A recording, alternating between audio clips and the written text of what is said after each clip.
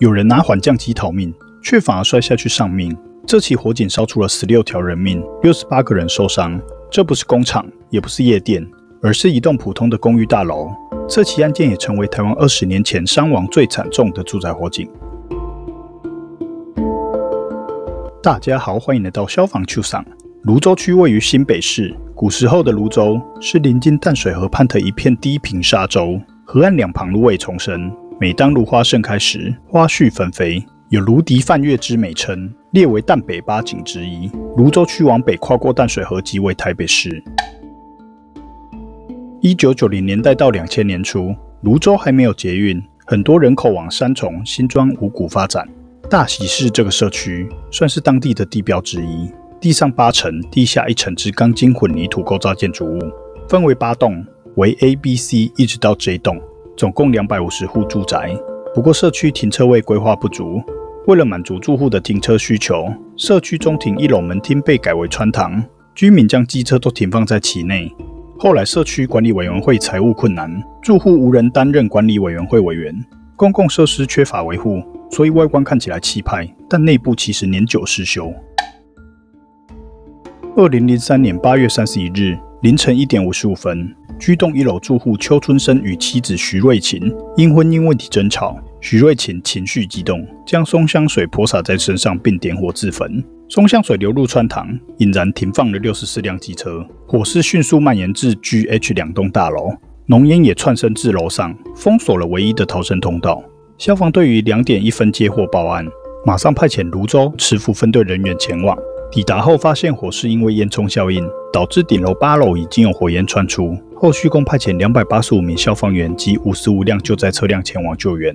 当时的台北县政府消防局局长严家正也赶抵现场。然而，由于巷弄狭窄，加上居民随意停放车辆妨碍消防车出入，云梯车无法进入。就算进入了，伸缩臂也不够宽让云梯车升梯，救援行动受阻，只能从大楼四面架设双阶梯与挂梯攀爬而上，救出3楼以下受困人员。部分住户尝试使用缓降机逃生。缓降机原本是为了高楼逃生设计的，利用滑轮装置并做离心力刹车以控制下降速度，但因绳索卡死、自动失效以及操作不当而坠落受伤。有些人是徒手抓着缓降绳想爬着绳子下降，但是我们都不是巨石强森，背力不够，不可能徒手抓着绳子慢慢滑下来。最终有5个人活活从5、6楼摔下来，当场死亡。周遭刚好有一辆民用吊车，车主也热心的主动协助，将吊车充当云梯车，将消防员送上高层楼后，再搭设双阶梯救下许多受困居民。火势最后于4点6分完全扑灭。这起火警总共造成16人死亡，68人轻重伤。GH2栋大楼都只有1座楼梯，楼下唯一的出口就是起火点的1楼穿堂，所以社区的电梯、楼梯全部封住，导致民众无法逃生。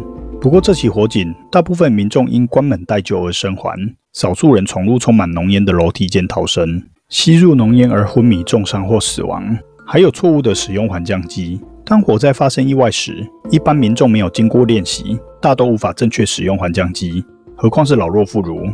使用者完全不熟悉操作流程，现场混乱、慌张也会导致错误操作。依照我本身的经验来说，许多民众连灭火器都不会用了，缓降机更为复杂。不常碰的民众肯定不会使用正确的操作方式。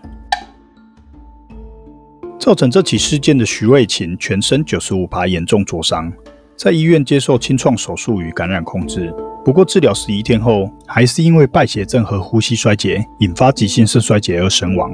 受灾户转向纵火者的丈夫邱春生求偿责任。刑事部分，一审认为邱春生明知妻子情绪激动且打算自焚，却将抢下的松香水放在穿堂，没做到防止妻子死亡及住宅起火伤亡的义务。依照过失致死的不作为犯，判处1年10个月有期徒刑，2审改判2年。民事部分，犯罪被害人保护协会主动协助被害人向邱春生求偿，但邱与孩子皆抛弃继承徐之遗产。不过邱春生被法院裁定为妻子的遗产管理人，最后法官判他得连带赔偿被害人217万元。